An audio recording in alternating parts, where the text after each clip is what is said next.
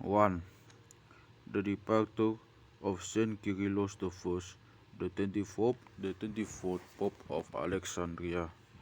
On this day of the year 160 AD, the Great Father, the pillar of faith and the lamp of the Orthodox Church, Saint Kyrillos I, the, the Alexandrian Pope and the 24th Patriarch of the Alexandria and the 24th Patriarch of the See of Saint Mark departed.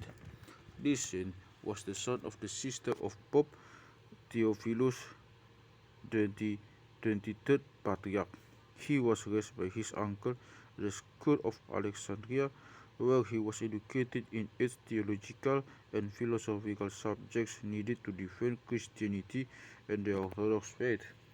After he learned a good deal of these subjects, his uncle sent him to the monastery of Synaxarion in the wilderness. There he became a disciple of a righteous old monk called Cyril. He taught him the church books and the sayings of the pure faith and the pure fathers. He trained his mind and body by practicing the works of righteousness and virtues of a period of time. After he spent in the wilderness 5 years, Pope Theophilus sent him to Basarapion, the honorable bishop, so he increased in wisdom and knowledge.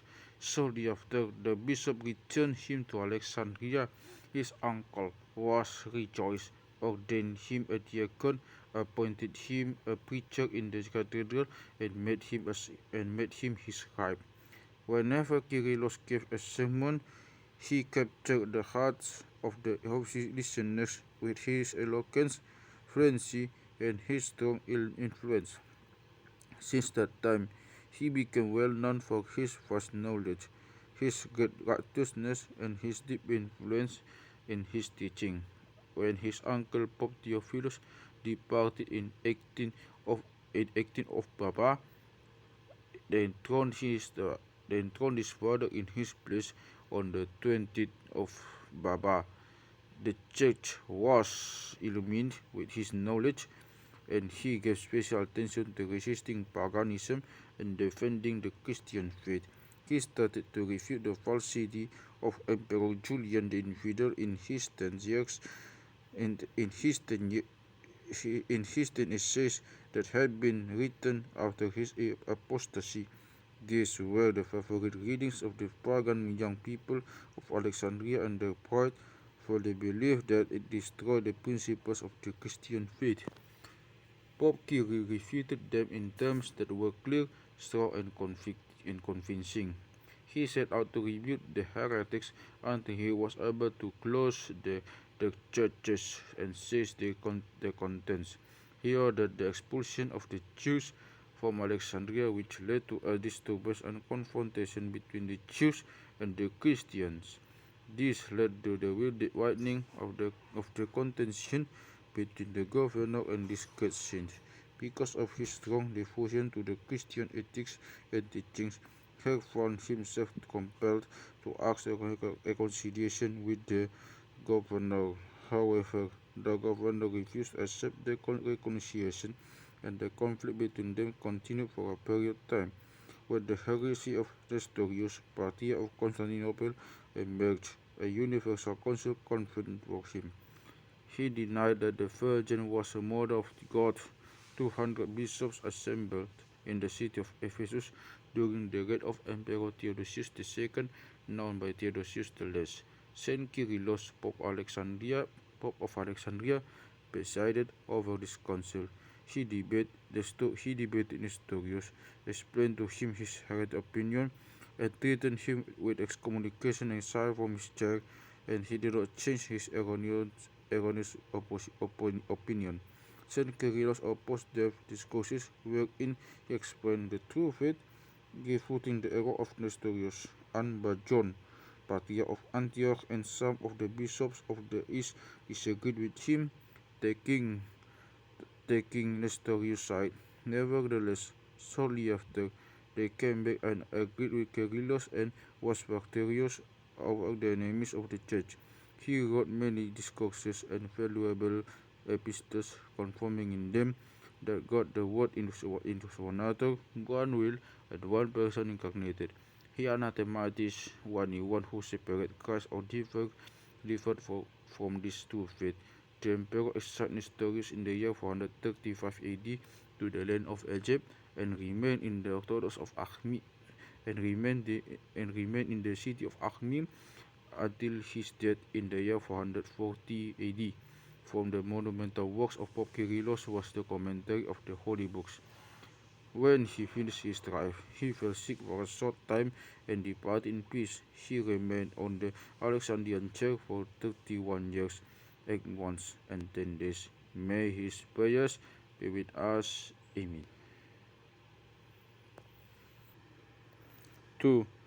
On this day also, the great Pope Celestine, Bishop of City of Rome, departed. This saint was disciple of Saint Boniface, Bishop of Rome. At the time of his death, he commanded that Father Celestine would succeed him, and then he cautioned him, saying, "Take heed, O my son, for there will be ravening wolves in the city of Rome." This father was a righteous and well-loved monk. When Pope Boniface departed on September 4, 122 AD, they ordained Pope Celestine in his place on September 10, 422 AD, during the reign of Emperor Honorius.